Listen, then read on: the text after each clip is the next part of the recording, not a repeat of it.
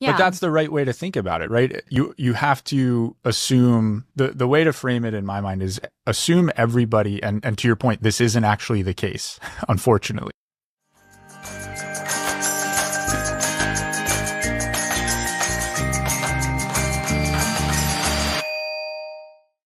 Hey everybody, welcome to From the Ground Up. I'm Zach Conway here with Kelsey McKenna. Kelsey, everybody talks about the idea of having a differentiated value proposition, sort of one of those like buzzy phrases we hear a lot about. But I think we have a lot of questions about does actually having different services, is that the thing that actually creates value that is perceived by your customer? Is that the thing that makes you special, the services that you provide? Or is it about something more? We have a guy to help us unpack that question. His name is Tom Riemann. He's the CEO and founding partner of Practice Intel, a performance management platform designed to help advisors and firms accelerate growth and increase enterprise value by improving advice. Before founding Practice Intel, Tom was head of wealth solutions at JD Power and Associates, executive director of practice management at Brinker Capital, and Vice President of Learning and Development at JP Morgan Asset Management. Let's get into it. Tom Riemann, thank you so much for being here. How are you? I'm doing well. Thanks for having me. It's you're our first guest in the new year. And we were just talking about before recording, we're trying to figure out what we're doing in this industry and this blank slate of a year we have ahead. So I'm sure you're kind of in planning mode, thinking about what you're up to for the next 12 months. Yeah, I know. Absolutely. And I mean, with the goal of transformation, it's no small job. So you always have to be thinking about how to implement tactically what you want to do strategically, certainly. Yeah, every day counts. Well, listen, we have a bunch to talk about. We're excited to speak with you. We've had some awesome conversations offline over the past year plus. You're building something. You've been in the industry for some time. You've had a bunch of roles and thinking about the industry in lots of different ways. And then you did this bizarre thing of starting a company and making that decision. For some reason, you felt compelled, you had to go start something new. So we always like hearing from founders that, have been, in particular, that we like talking to, or have been in an industry for some time and decide, there's not a solution out there that is solving something I see, so I have to go do it. So we'd love to hear, your version of that story, the from the ground up story for what you're building and why. No, well, I appreciate that. And I mean, like many of these stories, it goes back a couple of decades in terms of looking at our industry and thinking about what advisors can be, what financial advisors and the value they can deliver. And I know that's going to be much of what we talk about and what we're actually doing. And we all know there's a pretty distinct gap between kind of that ideal and what's actually being delivered. One of my favorite questions to ask anybody who's been in the industry for any amount of time is, of all the advisors you've met, how many would you work with? How many would you hire? And usually that number is pretty small, and that's not a good thing. So what I've always been after is, how do we bridge that gap? How do we fundamentally create a tipping point so we're delivering more valuable advice and fielding a more valuable profession, or maybe better put, a more valued profession in the eyes of the consumer? So, fast forward after a bunch of years and doing a bunch of different roles, prior to founding Practice Intel, I was asked to lead a practice at JD Power. And so I had the model in my head. What I didn't have until I joined JD Power was the data. And so after spending a couple of years at JD Power, I was able to actually model what clients value most in advisors. And it's pretty basic attributes, it's like what I like to say, it's the core offering. It's kind of like at a restaurant, the quality of the food is the most important thing. And for clients, it's the same thing with advisors. It's the quality of advice. And we found that there's only a very small subset of clients saying their advisors actually deliver on this ideal. But when they did, Net Promoter Score was in the 90s, off the charts. So not much different than the narrative I kind of was running with over the last couple of decades, more refined, but now there was data behind it. And when there's data, people open their eyes and they wake up. So really, in founding Practice Intel, We wanted to create a platform that created data at the firm, at the OSJ, at the practice, and at the advisor level that would give insight around the veracity, the quality of the core offering. So advisors could in turn then understand how to improve it, and then how to translate that into and monetize the quality of their client relationships. So I like to say I'm not 30 anymore. And I did have a number of people saying, I know you are, by the way, Zach, because I asked you that. I think I called you 40 when I saw you last time. I'm somewhere in between. Yeah, you're somewhere in between. I won't share where, but yeah. But, people said, why are you creating a startup, at your age? And of course, I'll leave what I wanted to do alone right there. But it was because I felt the need, and we have such a great profession. And the value and the impact we can have as a profession is pretty profound. And the ripple effect is pretty profound. And we're falling well short. And I say that, but more importantly, the data and clients are saying that. And so we've created a path to help advisors and, of course, conversely, the firms improve the quality of advice, really measure, improve, and monetize the quality of advice and the quality of client relationships. And so that's why we're doing what we're doing. Tom, it'd be helpful in a second to double click on the what a little bit and have people hear some detail on how you're bringing that data to life for firms and what the interface is and so on. I'm always curious though, especially given your background, how surprised even you were or still are in the disconnect between how we're perceived as a profession and what that data says of what people are looking for. And in many cases, what advisors inherently think is the thing that is being perceived as the value, and how much misalignment there can be there. So yeah, if you could just touch on sort of that misalignment and maybe that like sort of surprise at some point and what those surprises were as you unpack that data. Right. So I think what's interesting there, because immediately when you said that, I thought about the Morningstar Vanguard list of the things that clients value most versus the list of things advisors value most, and how there's a disconnect there. But I think it's more fundamental.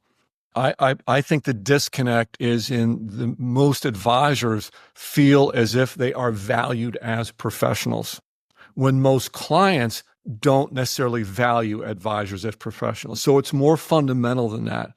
I mean, and the things that are important are, things like comprehensive advice. That's one of the core attributes that clients value most, which I know that's work that you all do at Seeds in terms of helping deliver on that comprehensive advice. Ultimately, it comes down to the ability to deliver highly personalized advice at scale. Now, pause on that for a second, because that's a thread we can pull on. There's a path to delivering hyper-personalized advice at scale. And it's not in any way embedded in the current process, the current mechanism in which our industry operates today. Like we can't, no matter how much we try within the current process and model, it'll never happen. It really provides a re-architecting of process. Right now, the good news is, think about our platform, we help advisors and just as importantly, firms. We're as much of anything, we're an enterprise strategy. So the enterprise understands how well they're delivering on these core advice attributes, the attributes that lead to the highest level of advocacy, leads to organic growth, very much the fuel for organic growth. But the ability to drill all the way down to the individual advisor, and even all the way down to anonymized, very important, anonymized client level.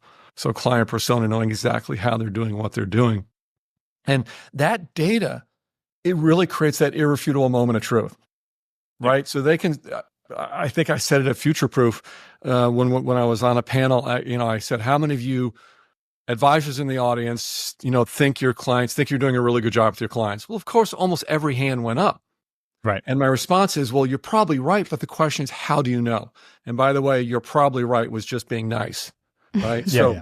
The real question is, how do you know? So what the data does, it provides distinct clarity, irrefutable clarity on exactly what's happening. Now, so you think at the advisor level, this is useful, but as you roll up to the enterprise level, that's where it becomes incredibly valuable strategic guidance on how to strengthen that core value offering so it's more compelling and leads to higher quality client relationships, which again, I mentioned before, you can actually translate and monetize into enterprise value. So, And when you say the core, strengthen the core value offering, you're referring to actually improving the service as it's being delivered, like in the room with the client, right? So this is leading to very specific insights that an advisor can learn from and change behaviors based correct. on. And Kelsey, that's a really critical point, because I could say, or we could provide data that says you need to create more loyalty. You got to create more trust. Those Right. are very amorphous attributes. You Yeah. can't do much with them. So the core advice attributes there's 7 of them. And again, these came directly from JD Power Research, all published data. There were 7 of them. 1 is the advice comprehensive. 2, do you understand me, my values, goals, and aspirations? 3, do you have my best interest in mind? Is there a financial plan? Do I understand the fees I'm paying? Do you respect my risk tolerance? And is there some level of connectivity in terms of frequency and satisfaction with engagement? Those 7 things, when clients say, yes, my advisor delivers on those, and think about each one of those are very trainable. You can unpack each one to figure out how to improve on each one. But when a client said their advisor delivered on all of them, Net Promoter Score and conversely, the quality of the client relationship was almost perfect. What else can you ask for? It's funny because coming from more of a tech background, so I was in charge of our NPS program at a previous company. And what I love about what you're talking about more publicly in the industry is that it is applying. Like, these are not new ideas necessarily. These are ideas that other industries, like NPS score and being very focused on behavioral changes that increase that score, and other scores, obviously, of course, as well as you measure them. These are not brand new ideas, but I think because the way that advice is given, there aren't, I guess, how do I say this? There aren't a lot of like best practices that are widely adopted and known and based on data across the industry. So kind of what is your take on where you would like to see the industry go as it relates to this, and standardization of like what is good advice? What is a quality experience with an advisor? So Kelsey, you get just great framing of that. And I just had a long conversation this morning with one of my former colleagues, someone I always loved, I'll leave his name out of it, from JP Morgan where I worked. And we were talking about this very thing. So I'll start at the end of what you said. When we think about how do we scale, how do we standardize, or maybe a better way to put it is to scale, right? Because if you're going to scale, you have to have some kind of standard process to scale. And so the fundamental disconnect, when we go back to this idea of why do so many clients or much of the consuming public say that financial advice is not necessarily the most valuable, compelling thing in the world. And then often, if we're really honest, if you think about it, if you're an advisor and you walk into a cocktail party and you walk into the middle of a group of people and say, hi, I'm an advisor, more likely they're going to lean back versus lean in, right? And that's just the dynamic, and it speaks a lot of our industry. And the primary reason is we are still a sales profession. Now, don't get me wrong, selling's nothing wrong with selling, but what are we selling? So we're a sales profession that sells products. Now we wrap that in the guise of consultative selling, and we're taking more physician role, a deep understanding of what's going on. But fundamentally, the sales process is simply defined as any process in which you're discovering and prescribing. No matter how client-centric, no matter how elegant you are, that is still a fundamental sales process.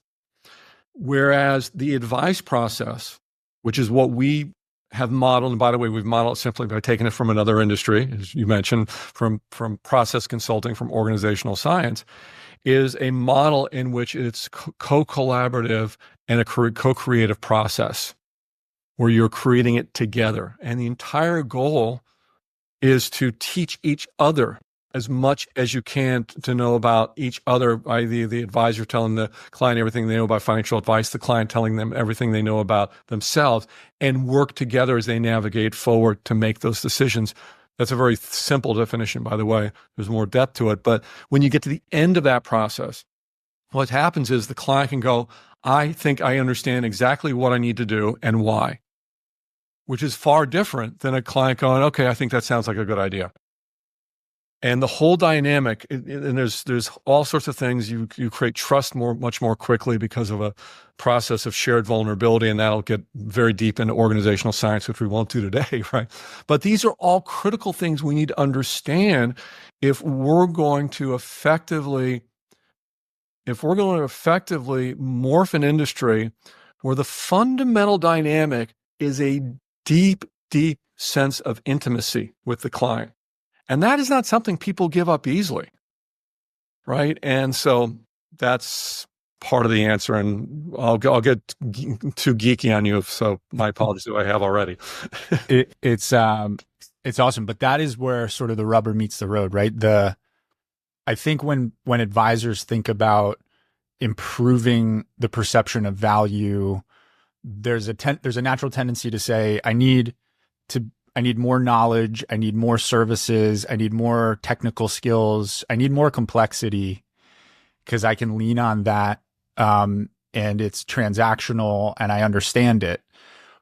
It's a different framing to say, actually, all that stuff is table stakes. That none of that is actually why you're getting hired. That's assumed that those sort of service outputs will come through this process I'm going to take with a financial advisor.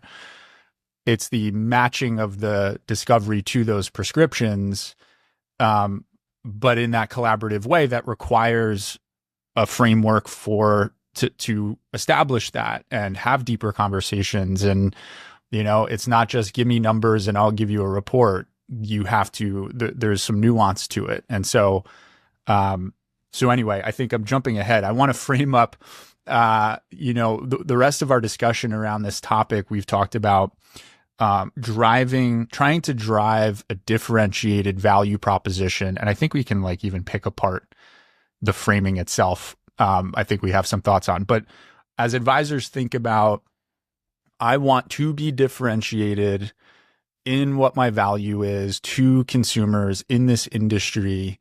We want to go around the horn and kind of share each of our top tips for helping advisors accomplish that. So Kelsey, why don't you start us off? I think you've got the lead off batter spot here. Yeah, for sure. And maybe we should spend a second on a value prop or differentiation before getting into tips, just because I think this gets thrown around a lot. And I think a lot of times it is spoken about more from a marketing perspective. So Sure. It is typically something that is categorized in the marketing department, I guess, of a company. But this is kind of supposed to be that compelling why. If I'm the customer, why do I care? What do I get? What's in it for me? Statement that is different from a competitor. So if they were looking at you versus a competitor, I think this is how it's kind of more traditionally defined.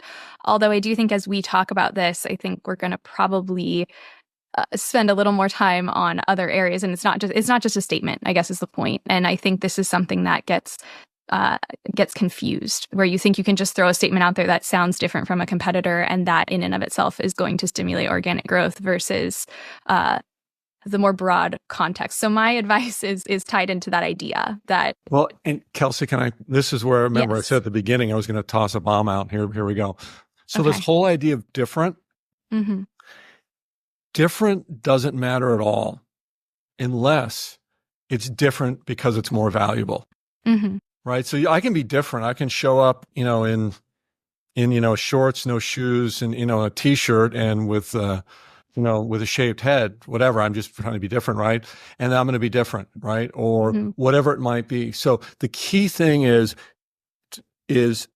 are you, in our industry, you can be different by actually being more valuable. So when you're different because you're more valuable, that creates a sustainable competitive advantage. We're all going to have the same. We have the same answer, don't we? All three of us are going to. Well, it's how do you get there, though? How do you get there? It's how do you get there? Because the flip side of that is, by the way, is if you're valuable but not different, well, that is the very definition of a commodity, right? You're valuable, people want it, but you're not different, so you commoditize you like everybody else. The problem with our industry is a lot of people don't even view us as valuable. Right. And so people jump in and go, well, I got to be different. It's like, well, hold on. You're missing the fundamental thing. If you're not valuable, it doesn't matter whether you walk in on a handstand, it's not going to make a difference. Yeah. So, And within the scope of what holistic, quote unquote, holistic financial planning is and means, I think there's a fair argument to be made.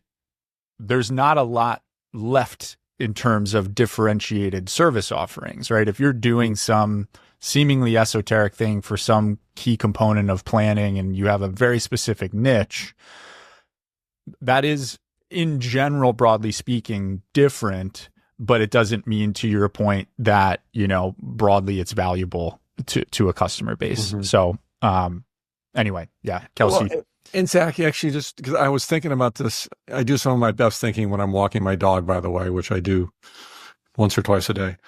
The reality is, in our business, I almost want to say, and I don't mean to blow up like the title of this, but who cares if you're different? What really matters is you're viewed as highly valuable. Now, I would argue that in the consequence of that is you would be different just because of the dispersion of the quality of advice in our industry. But all that really matters to the client is, oh man, wow, this was amazing.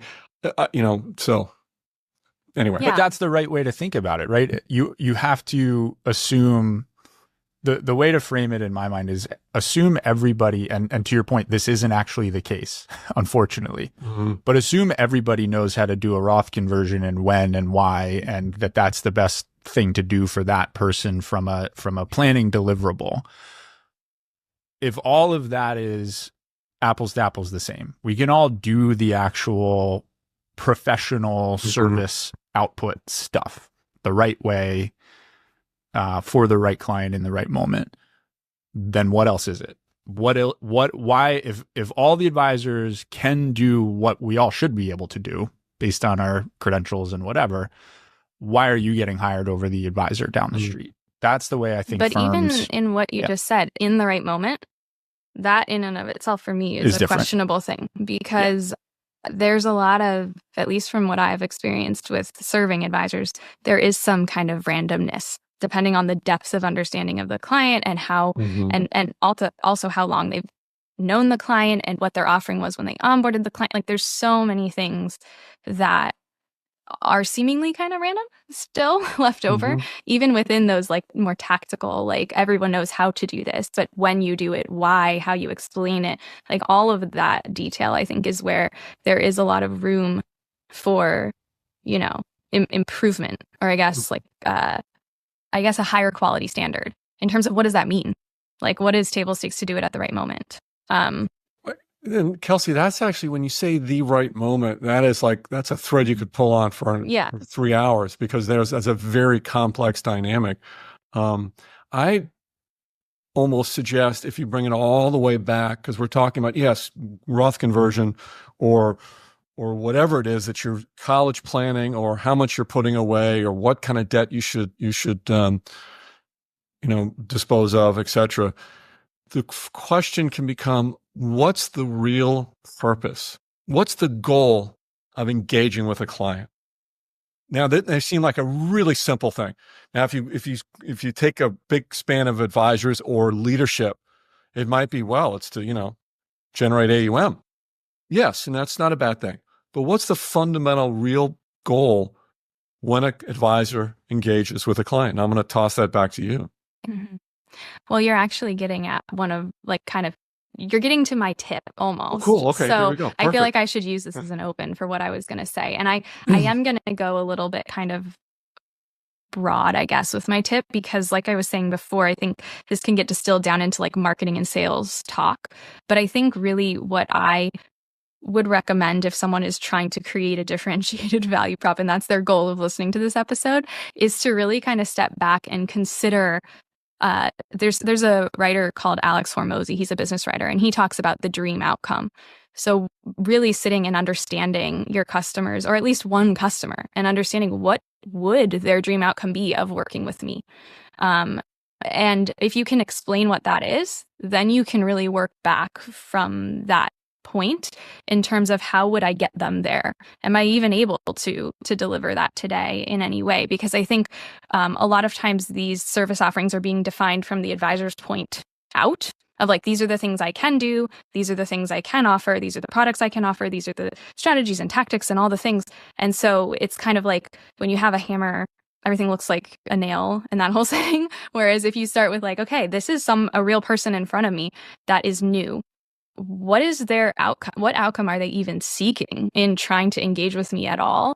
And that's, like you're mentioning, Tom, that's so much harder to define than you think it is. Like, it seems like a very easy thing. It seems straightforward. But when you actually start sitting down and saying, well, what exactly is it? It's very hard to put your finger on if you haven't spent a lot of time thinking about it, a lot of time asking probing questions and getting to know your clients. So I think if you can get to that point, then make your offering better. Just make it better. Focus on making it better. And by better, that would be defined as more valuable to your clients. And that value should be tied to helping them get toward that dream outcome in the least frictiony way possible. Frictiony, a new word. So that's a kind of a little cluster of tips. But I do think thinking about it from that client's end point, and that's typically not going to be after a 20-year relationship with you. That should be after like onboarding with you, that they would be reaching that outcome. Hopefully. And Kelsey, you and I have talked so much about that critical moment of they're in your Zoom meeting or they're in your office for some reason. And Tom, to your earlier points of you're contending with like layers of potential misalignment because that person has walked into your office, but they have some perception already of what you do and what your value is, not how you perceive it yourself, in the same way that we talked about how that data shows that misalignment at scale. They're in your office with some misconceptions, but they're in your office for some reason. And so that little tinder of opportunity to know, like, what is that pain point? Why are you here? Before I start putting up my experience slides of, here are the steps you're going to go through in onboarding, and here's the 30 different services we do that, you know, your life doesn't matter. They're going to go in this order of how we're going to deliver them to you. That's the opportunity. That's the moment to have them articulate why they're there, what that pain point is, and start to pull those threads of what is that outcome that they're seeking. That may be an outcome you can accomplish, but is also an in to start to rewrite the narrative of what else you can be doing for them. Now, that's a fine line, right? The more you jump to, but we're going to do look at all this other value we can provide to you. It's a balancing act. But I feel like, and Kelsey, again, we've talked about this so many times, it's like advisors, that's the little moment. That's the opportunity. They're there. They're in a seat. Now, part of the issue, now I'm rambling a little bit, but the other thing I'm thinking of is like, what got them in the seat? Because that's a big assumption that they're in the seat already. And that's a big issue with many advisors just getting them in the office. Exactly. Right. So, and then a referral, that's a warm intro from a golfing buddy who's been a client for 2 decades, is different from somebody who's filled out a form on your website cold that you've never talked to before. So that's also an input to what that moment is going to be and what their misconceptions are. And by the way, they could have that golfing buddy referral is going to have 30 misconceptions too, even though it's from an existing client. But yeah, that moment and trying to unpack those things. And we talk about, if you don't, they could become a client, but that misalignment will exist for 2 decades in a relationship with that person. So anyway, yeah, I like that one. Well, I mean, again, you know, so many things to kind of pull on. You know, Chelsea, when you think about the optimal outcome, the ideal outcome, whatever the word you used, right? For everybody, it is exactly the same, but entirely different. Mm-hmm. Okay, now, I mean, you think about that for a second. It's they would fall into similar frameworks, but it is as personal can get. And I'd argue, not just me, but, you know, sociology would argue this as well, that the only person that truly knows what that is or will ever know what that is the person themselves. And they may not even know, and so a big job is to help extract that from them. But so when I think about like what's the ideal outcome, and this is where that shift can occur. And so immediately like, okay, well, what's the ideal outcome? It's, well, I want the client to do X, Y, and Z. We want to enable them to retire comfortably. We want their kids to go to college. We want them to accumulate wealth. We want them to be able to invest hyper-personalized investments exactly the way they want to. And we got a cool platform, which you do, to do just that, right? All good things. but there's a more fundamental goal of advice. And so if an advisor walks in, and in fact, if an advisor leads by saying, I'm a financial advisor and what I do is, and I'm going to tell you that fundamental goal is in a moment, it does differentiate because it is different and it is more valuable. And fundamentally, the goal of advice is simply to help people make good decisions. And that's it. Whether I want advice on where to get good pizza in Western New Jersey, right, or where to go to an Italian restaurant in the mainline area. It's simply to help people make good decisions. Now, there's a lot underneath that. You need to understand the person. You need to equip them to make good decisions, which this is where that co-creative collaborative process versus discover and prescribe starts to emerge. But if that is the demeanor and you walk in, you've got your issue, right? And you walk in and so my own personal advisor we've had now for 5 or 6 years. I mean, we're in the industry, like we don't need advisors, right? But I was sitting in an airport waiting a delay, and I was thinking, if something happens to me, I want somebody that my wife can go talk to. And out of all the advisors I met, I thought of the 3 that I might want to hire, and I quickly came to one. His name's Paul Rose, and he's with Valmark, and he's Platinum Peak, and he's phenomenal. He's here in South Florida. And I reached out to him, and the only thing I want to do is to introduce him to my wife and say, Paul, Kathy, just in case something happens to me. Well, of course, that is more dramatically into this very comprehensive counsel around our life and our finances and making good decisions. He was a key component to, key counsel before we started Practice Intel. Like, how much can we risk without blowing up our future? Things like that. So really, really valuable. But so if you have an issue, you walk in, I go, Zach, I appreciate you coming in. And just as a level set, our entire job here is simply to help you make good decisions around, the decisions that align with your values, goals, and aspirations. Now, I know you walked in with something in particular, what's on your mind, but I immediately have framed it now in a way that's entirely different. And by the way, I framed it in advice because the goal of advice is to help people make good decisions. The goal of selling is to get people to take action. And by the way, that may sound really similar. In enacting it, it is entirely and utterly different.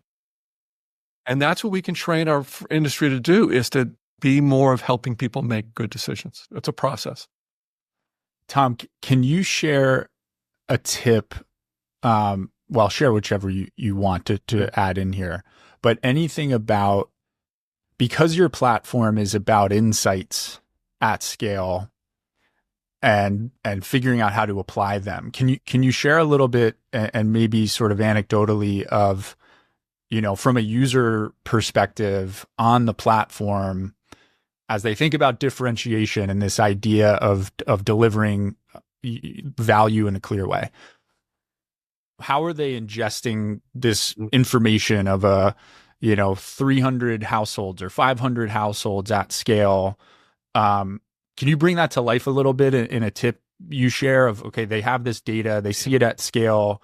And to your point, I'm sure there's a lot tactically to take and go tomorrow apply once it's ingested, but anything there you could share as a tip. Yeah.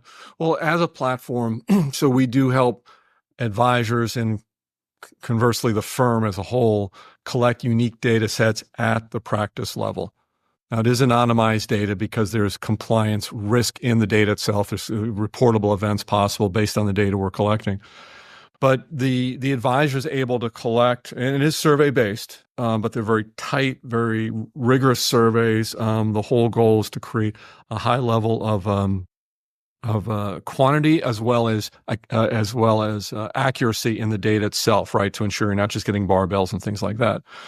So as the advisor is engaging with the dashboard, it's a very intuitive dashboard, which is outlining the 7 attributes, how well you're doing on them, and with regard to clients' responses, where are you in the advice experience dispersion, how many of your clients think you're doing all of them really well and hence delivering on the ideal and then less. how are you on your relationship quality index, which is 5 metrics. Net promoter score is one of them, but it's with loyalty, trust, value for fees, and another one. And that is a number that goes from 0 to 100. The higher that number, the more embedded growth, the more resilient, durable the client relationships, which conversely means the higher the quality of the cash flow, higher quality earnings, more multiples on exit, which is really powerful. But the advisor is able to simply look at the 7 core attributes. And I go back to my analogy on restaurants, if I haven't used it today yet, is it's about the core food. It's the core offering. Which of those 7 where are there gaps? And by the way, it's not like necessarily gaps where you're like, oh, I got to go learn and train up more. It may just be awareness, like, I see in the value for understanding the fees paid that, half of my clients say they don't understand it. I'm telling everybody, I need to go back and double down. Or comprehensive advice is a little lower than I thought it would be. I need to go double down. Maybe I need to add a few things in, need to think about what I might be missing, right? And then there are other things that are more process oriented, particularly around understanding clients. And when you look at the trust metric within the relationship quality index, that relates to the process itself. But it just starts with insight and awareness on how am I doing? My clients love me. Great. How do you know for sure? And then viewing those key attributes and going, where are there gaps and where can I start to improve on those, and then track that over time. It's as simple as that. But I'm going to go back to one other thing, and it's from the process standpoint, is to really rethink and ask yourself, how are you engaging with clients? Is your goal simply to get them to act? And it may sound like that's the best thing to do, but in reality, again, advice is helping people make good decisions. So are you truly helping them make good decisions? Are you educating them on the process of financial advice? Not just products, not just financial literacy, but the process of advice. So when they get to the point of making a decision, they understand why they're making that decision. As we all imagine, creates much stickier and much more, rigorous decision making that stand through all the behavioral gyrations that occur. Love it, and it's a good tee up for mine that I'll throw in here. Let's see how I'll frame it. Basically, replace complexity storytelling and the transactional wall between customer and you as the advisor with simplicity and collaboration. So I think so much of, like we touched on at the beginning, advisors, you get your credentials and your expertise and your knowledge and your different team members on your team that know how to do these complicated things. And so there's a natural tendency to just, project that onto the customer. This is how smart we are. This is how much we know these things. This is what we do. We know the technical details, blah, blah, blah. Obviously at Seeds, we think, a lot about that as it relates to the investment management piece of what we do. And it's such an advisor-centric, product-centric, non-collaborative journey of, we have this technical know-how. This is how we think of markets. These are the models that we build, and here's how we manage them, and blah, blah, blah. It's not, to your point, framing sort of discovery to prescription. In that mode, there's not a ton of discovery, and the prescription is more about the complexity versus being right. Even if it is right, it's articulating how and why it's right for that client is the part that's sort of ironically missing. And I think, again, that's broadly true across planning in general. So being collaborative so that, as you said earlier, Tom, the client understands the connection between discovery and prescription. That's where the value clarity comes. You deeply understand me. To your point, I can only help you make wise decisions if I know what future state things you're seeking to accomplish and all the scary nuance of your life now.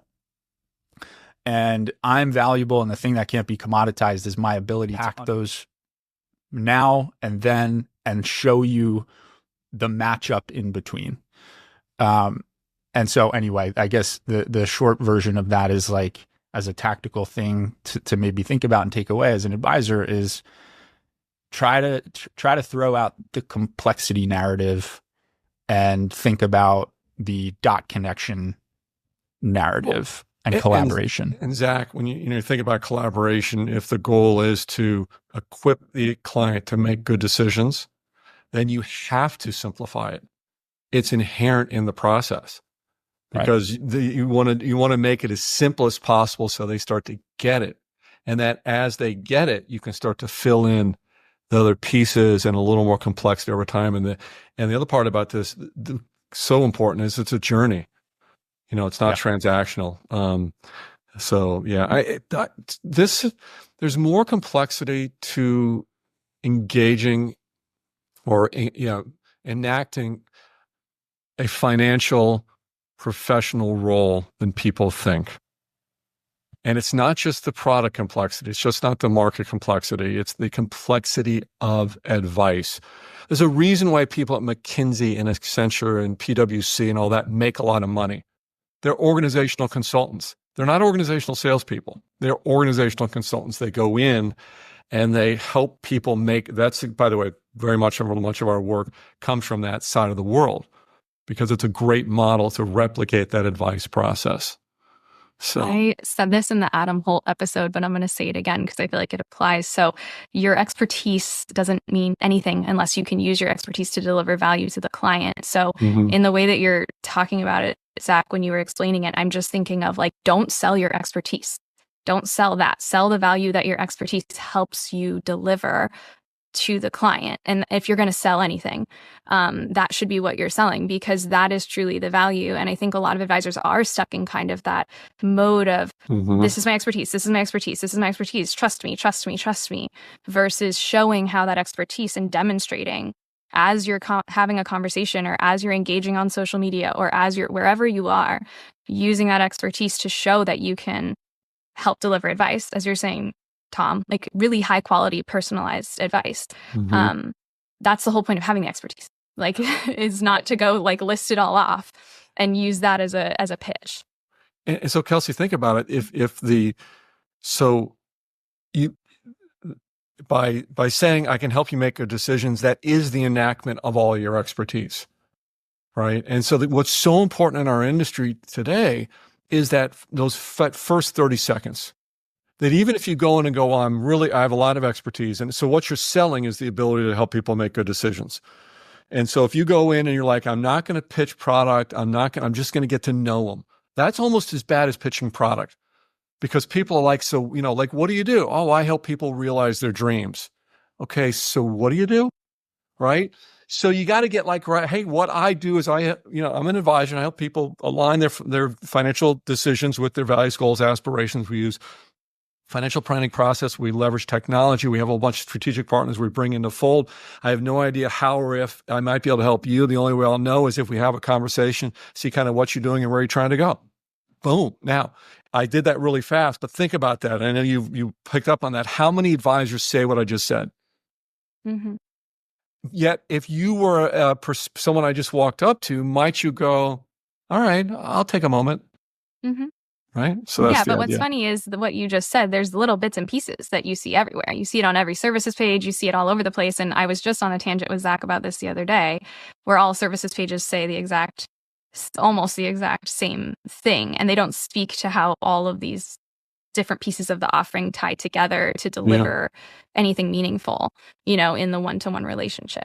So can I say that again, but slower? Because I think it's actually pretty valuable. Yeah. Is that okay? Say it slower. So, I'm a fast talker. Zach, Kelsey, nice to meet you both. So I'm a financial advisor. And before you lean back, and what that means is I help my clients make really good financial decisions, right? Decisions that align with their values, goals, and aspirations.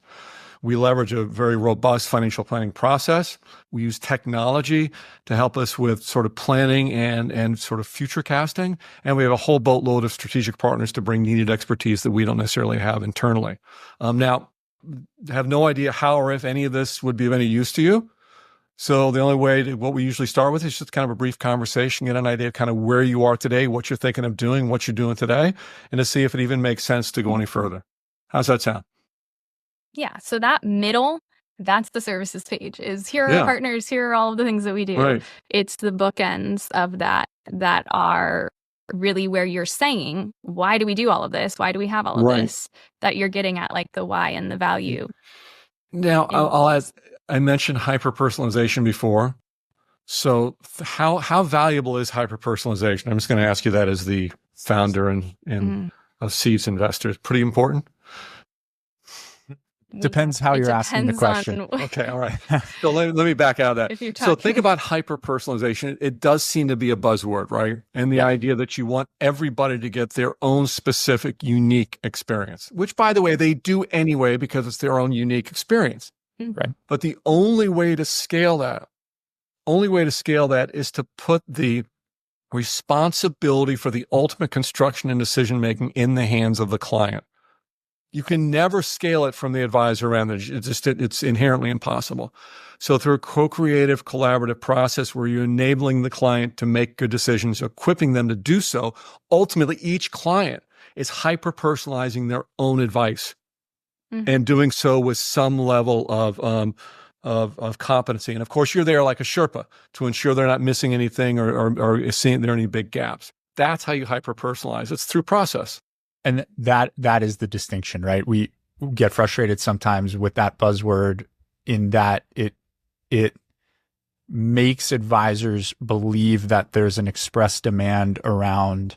So as it applies to Seeds with, clients walking in the door and saying, I need a different version of the Russell 3000 compared to your next client.